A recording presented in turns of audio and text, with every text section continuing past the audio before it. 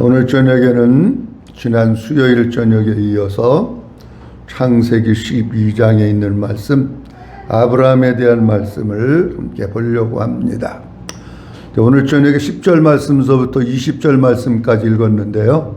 다 말씀드릴 수 없고 오늘 저녁에는 10절 말씀만, 그리고 다음 주에 11절부터 20절 말씀까지 드리려고 합니다.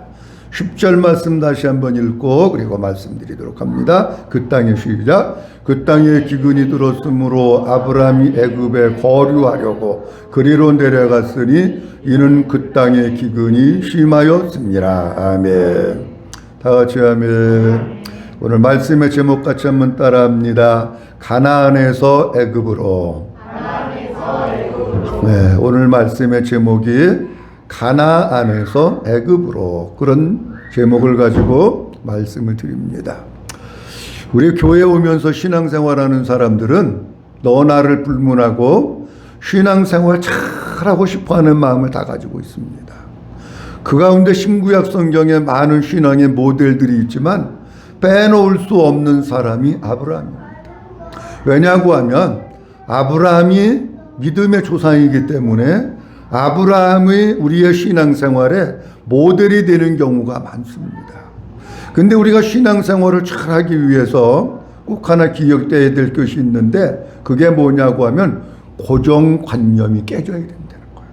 우리의 고정관념이 깨어져야 우리가 신앙생활을 잘할 수 있지, 고정관념을 가지고 있으면, 다시 얘기하면 환상을 가지고 있으면 우리의 신앙생활은 어렵습니다. 무슨 얘기냐고 하면 이런 얘기입니다. 우리는 신앙생활을 하면서, 내가 신앙생활을 하면서 믿음 생활을 잘하기 위한 목표를 정해놓고 나가지만 처음서부터 포기하는 경우가 많아요. 왜 포기하느냐고 할 것 같으면은 아브라함이라고 하는 사람을 놓고 보니까, 와, 아브라함은 100세에 낳은 이삭도 하나님 앞에 바쳤대는데 나는 암만 생각해봐도 애들이 3명이고 4명이고 5명이 돼도 나는 한 대도 못 바칠 것 같아. 그러고 포기하는 거예요. 처음서부터 우리가 무슨 생각을 하고 있느냐면 아브라함을 너무 높은 데다 올려놓고 그 고정관념의 틀 속에서 우리가 시작하니까 출발도 안 해보고 우리는 뭐 하느냐? 아브라함은 되는데 나는 안 돼. 이런 생각을 가지고 사는 거예요.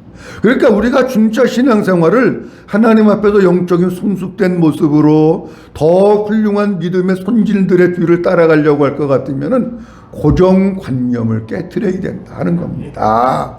아브라함도 알고 보면 별거 아니야. 아브라함도 보니까 맨 실수하고 넘어지고 막 그냥 거짓말 시키고 맨 그랬더만 우리하고 똑같은 거예요.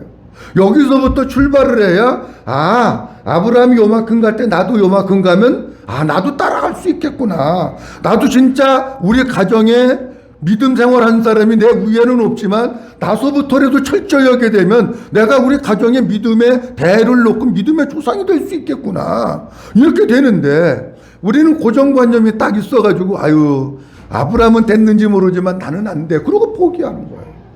포기하지 말고 고정관념을 가지고, 우리가 사람은 엘리야도 마찬가지고 아브라함도 마찬가지고 다윗도 마찬가지고 다 우리와 똑같은 사람이에요. 그들이 했다면, 다시 얘기합니다. 하나님께서 그들을 이끌고 가셨다면, 하나님께서 그들을 믿음의 사람으로 세워주셨다면 우리도 하나님께서 그렇게 이끌고 가시고 우리도 하나님께서 그렇게 믿음의 사람으로 세워주시게 되는 줄로 믿으시기 바랍니다. 자, 오늘 본문에 있는 말씀 뭐냐고 하면 아브라함이 하란이라고 하는 곳에서 75세에 하나님의 부름을 받습니다. 하나님께서 말씀하시기를 내가 너에게 보여줄 땅으로 가라 말씀하셔서 하나님의 말씀 하나 듣고 하나님이 보여주신 그 땅을 향해서 가고 갔는데 그 땅이 어디냐? 그 땅이 가나안 땅. 아브라함이 우여곡절 가운데 긴 시간을 거쳐가지고 가나안 땅에 도착을 했습니다.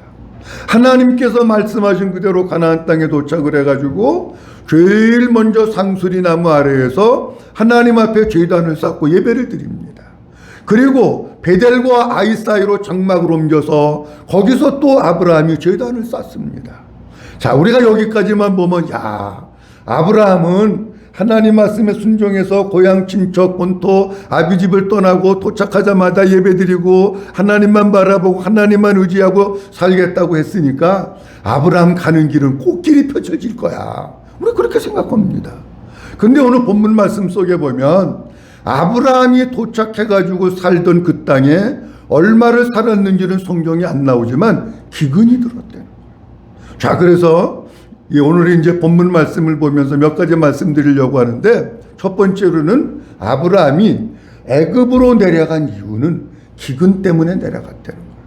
자, 12장 10절 말씀 아까 봤는데 다시 보면 이렇게 나와 있습니다. 다 같이 시작. 그 땅에 기근이 들었으므로 아브라함이 애굽에 거류하려고 그리로 내려갔으니 이는 그 땅에 기근이 심하였습니다. 아멘. 오늘 본문 말씀 속에 보면 그 땅에 기근이 들었다고 하는 말씀을 한 절 말씀 가운데 두 번을 합니다.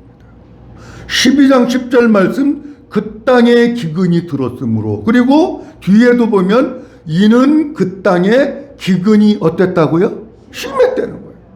그러니까 아브라함이 살던 그 땅에 진짜 비가 오지 않고 기근이 심하게 들었다는 거예요.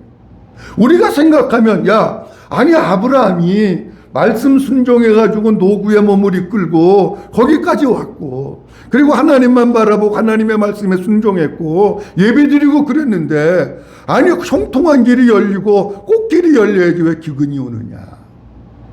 한번 따라합니다. 고난도 유익입니다. 아멘. 고난도 유익. 아브라함이 지금 믿음 초기 단계인데 여러분, 애기들이 태어나가지고 돌 지나면은 한 발 두 발 걷기를 시작합니다. 여자 애기들은 조금 일찍 걷고 남자 애기들은 조금 늦게 걷는 애들도 있지만 대개 기준이 돌을 기준으로 해가지고 애기들이 걷는데, 한 번에 막 뛰어가는 애가 있습니까? 그런 애는 없습니다. 걷기 위해서는 일어났다가 넘어졌다, 일어났다 넘어졌다, 뭐 붙들고 겨다니는 것부터 해가지고 계속되는 반복되는 과정을 통해 가지고 아기들이 걷기를 시작하는 거예요. 우리의 믿음도 마찬가지예요.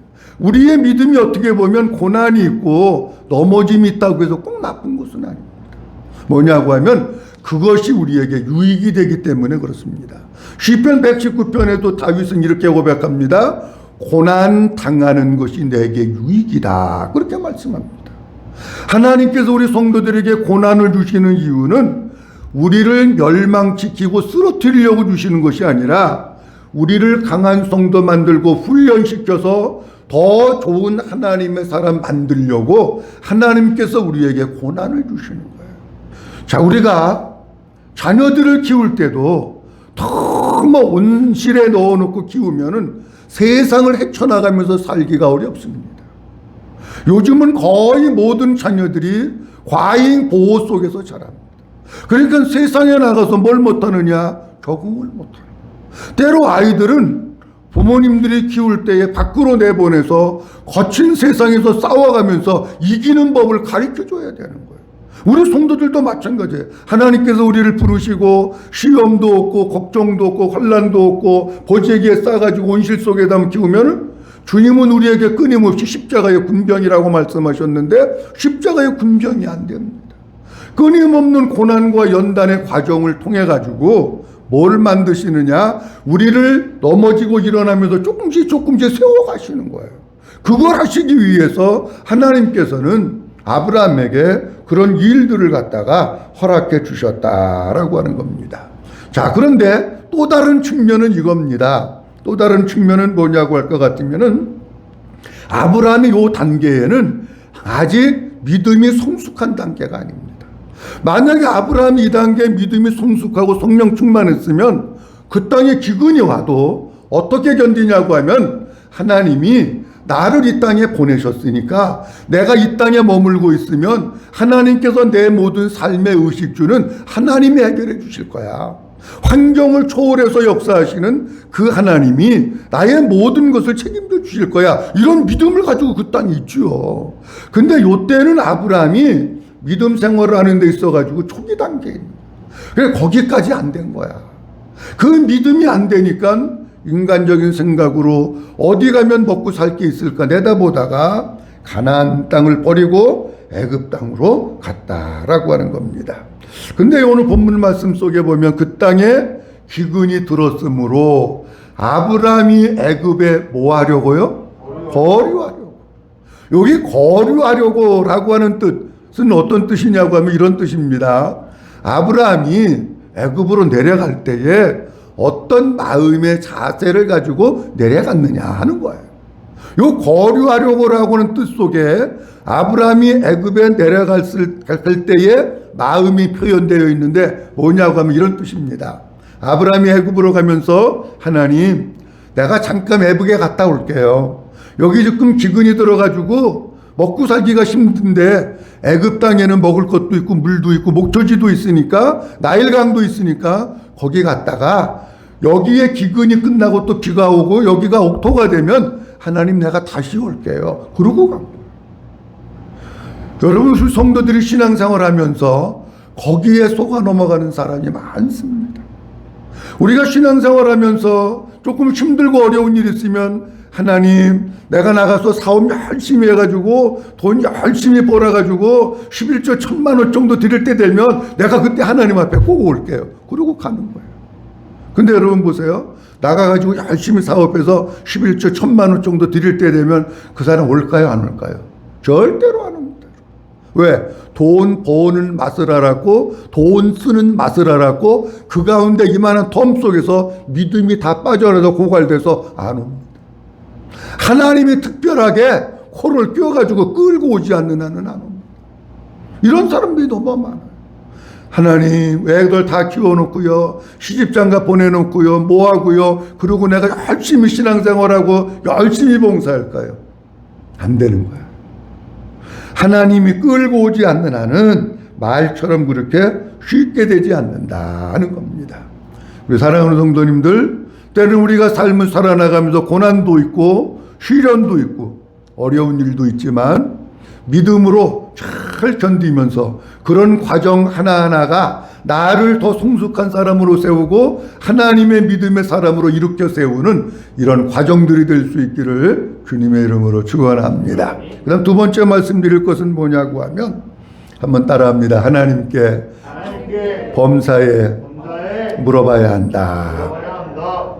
하나님께 범사에 뭐 해야 된다고요? 물어봐야 돼요. 우리는 뭐가 훈련이 안 됐느냐고 하면 물어보는 게 훈련이 안 돼 있어. 물어보는 게 습관이 안 돼 있어. 그래가지고 뭐든지 어떻게 하느냐? 즉흥적으로 여기 떠오르면 그냥 하는 거야. 그게 우리의 신앙생활에 있어서 빨리 고쳐야 돼. 이 얘기를 수천 번은 해야 돼. 자 보세요.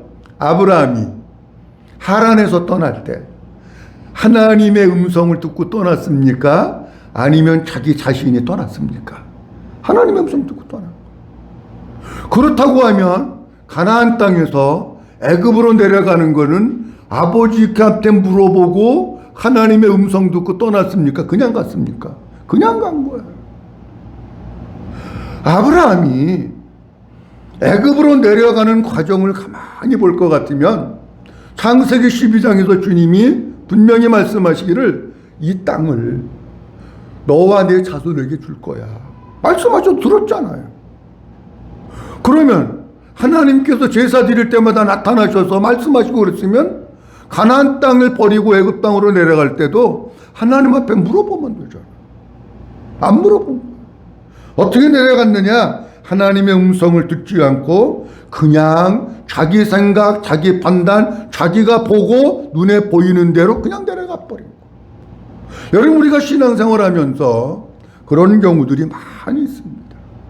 어떤 중요한 일을 결정하고 어떤 일을 행하고 하루에도 끊임없이 뭐를 결정을 내려야 되고 행동에 옮겨야 되는데 우리는 어떻게 하느냐? 하나님 앞에 안 물어.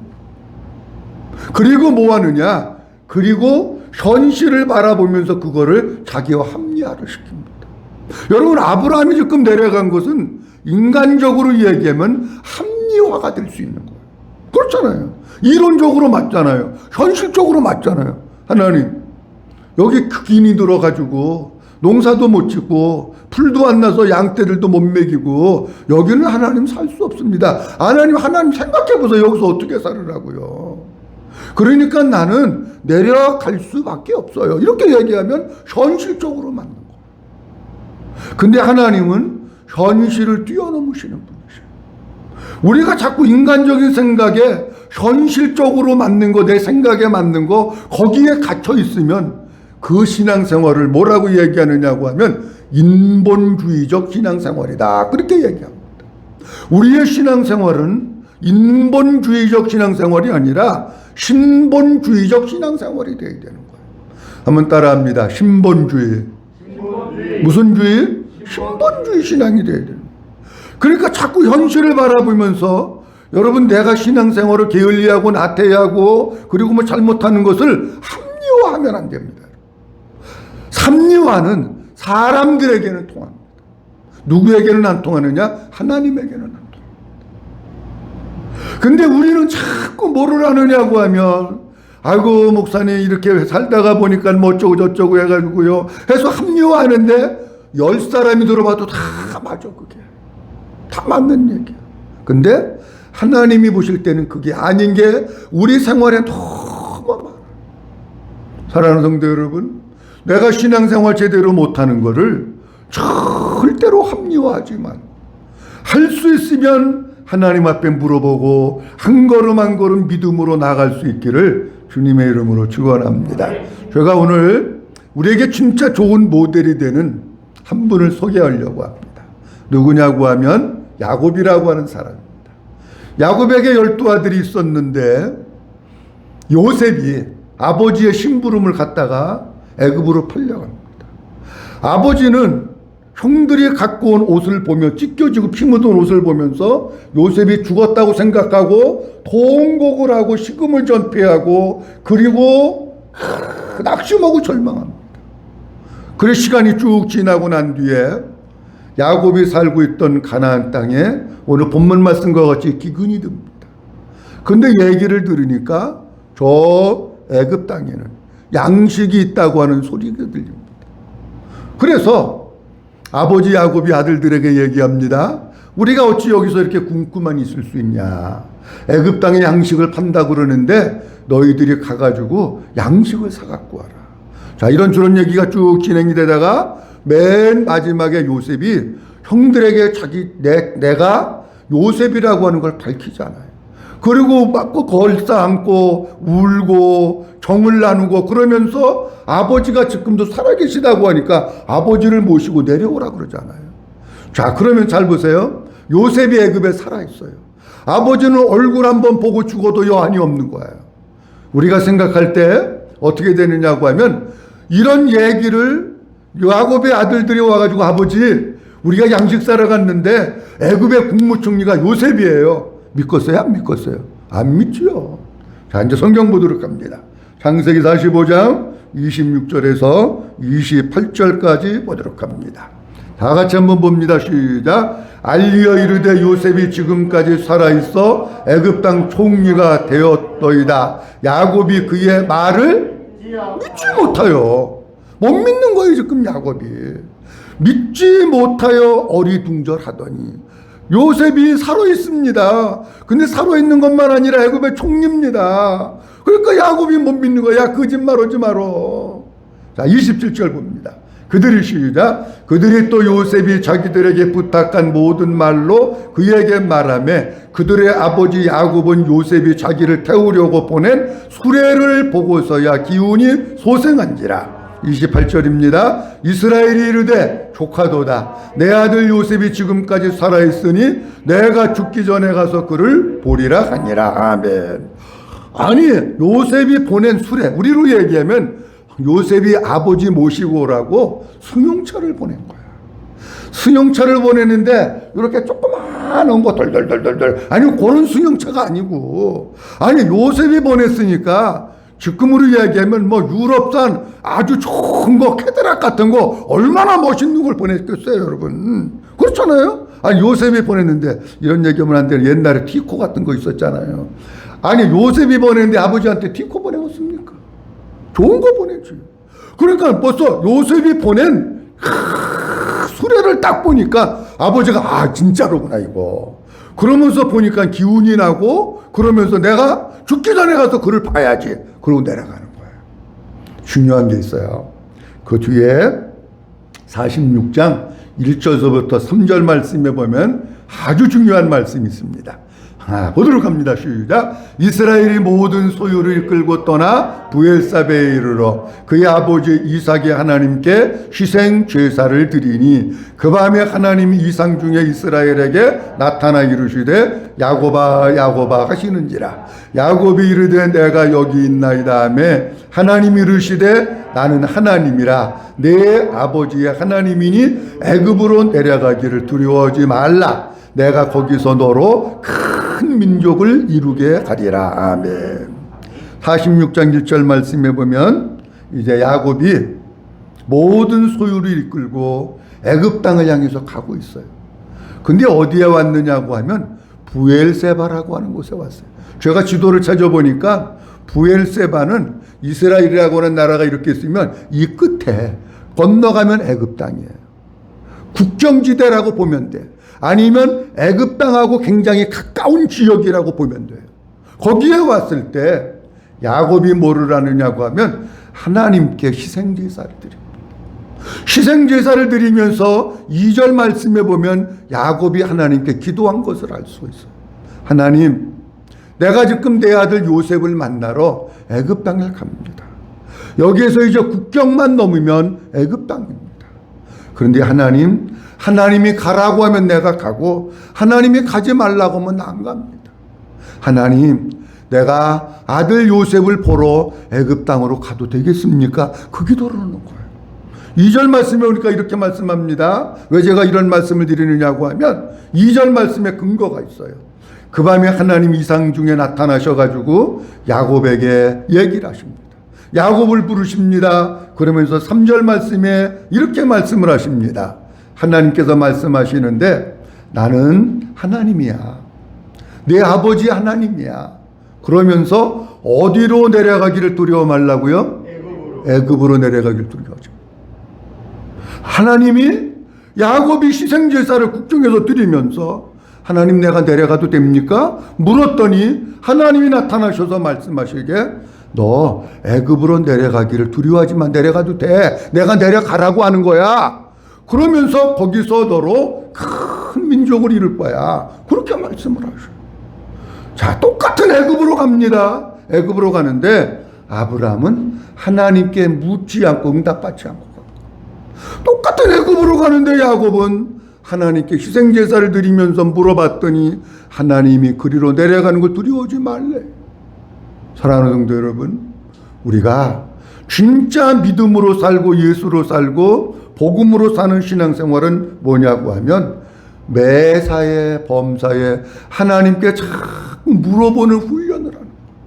우리 사랑하는 성도 여러분, 날마다 힘들고 어려운 일도 있고 속상하고 답답한 일도 있고 어떻게 해야 될지 모르는 일도 있고 내 생각이 먼저 떠오르는 일들도 있지만 먼저 하나님께 물어보고 하나님께 엎드리고 하나님의 음성을 듣고 하나님의 인도함을 받으면서 살아나가는 성도들이 될 수 있기를 주의 이름으로 축원합니다. 마지막 세 번째입니다. 지금 아브라함은 기근이 와서 떠납니다.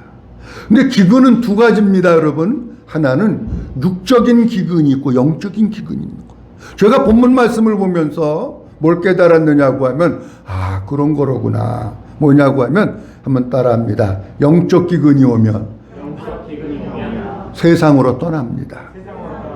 아멘. 영적 기근이 오면 주님을 버립니다. 영적 기근이 오면 세상으로 갑니다.